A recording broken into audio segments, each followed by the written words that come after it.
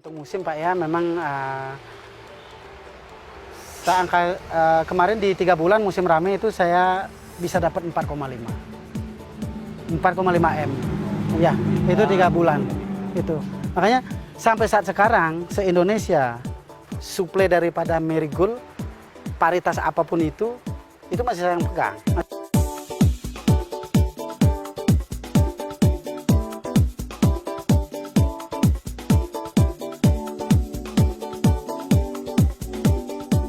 Bagi sebagian orang, marigold tampak sama seperti bunga pada umumnya. Padahal, bunga yang juga disebut kenikir ini punya prospek bisnis luar biasa. Di Bali, permintaan marigold sangat besar, rata-rata hingga 40 ton per hari. Angka tersebut di luar permintaan saat hari raya tiba.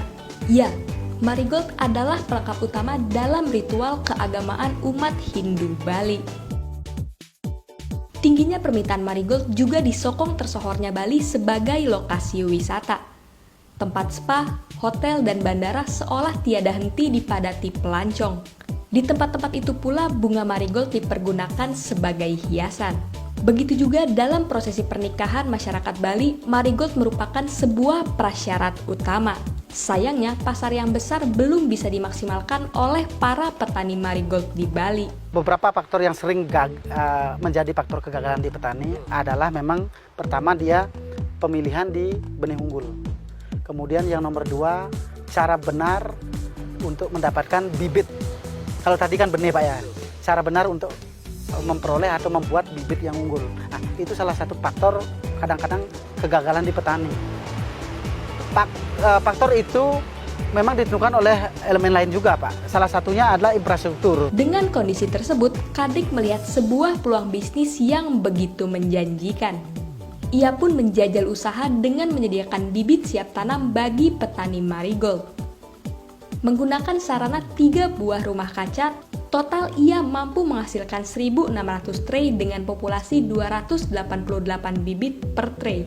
Dalam musim sepi ini, saya untuk stok aja, untuk free market itu saya sediakan sekitar 200 tray setiap minggu. Ya, setiap minggu 200 tray. Setiap hari kita semai, totalnya dalam per minggu itu sekitar 200 tray. 200 tray kali 288. Tidak pernah kita dalam satu hari nggak semai. Kita semai terus. Biasanya untuk musim hari raya itu sangat meningkat. Meningkat bisa sampai 100% dari kebiasaan biasanya. Tingginya permintaan bunga marigold berimbas bagus bagi usaha Kadek. Tak jarang ia sampai kebanjiran permintaan bibit dari petani. Alhasil, mantan karyawan perusahaan benih swasta ini pun harus menetapkan sistem order alias pesan sebelum beli. Tiap bibit marigold ia bandrol dengan harga Rp1.500 untuk harga eceran. Namun jika petani memesan dalam jumlah besar, per tray ia jual seharga Rp325.000 atau berkisar Rp1.140 per bibitnya. Bibit marigold yang disediakan Kadek diakui petani punya kualitas mumpuni sebab berasal dari benih yang juga berkualitas. Kadek ternyata menggunakan benih marigold hibrida Maharani F1 cap panah merah. Dari zaman dulu memang marigold ini kan sebetulnya sudah ada, tetapi itu lokal. Nah, kemudian dibandingkan dengan marigold yang ada sekarang ini kan adalah marigold yang unggul, yang hibrida. Jadi umurnya cukup pendek, produksi tinggi, tahan penyakit, tahan simpan. Itu yang dikejar konsumen sekarang, Pak. Itu yang dikejar konsumen dibanding dengan lokal. Kenapa lokal bisa tergeser? Karena lokal itu pertama umurnya panjang. 3 kali lipat daripada marigold F1 hibrida. Kemudian produktivitas yang dihasilkan oleh lokal ini, marigold lokal ini kecil sekali. Dengan kualitas bibit bagus, wajar bila bisnis Kadek kian berkembang. Pemasaran bibit marigoldnya juga makin meluas. Tidak hanya mencakup Bali, namun juga sudah merambah ke Lombok dan beberapa daerah lain.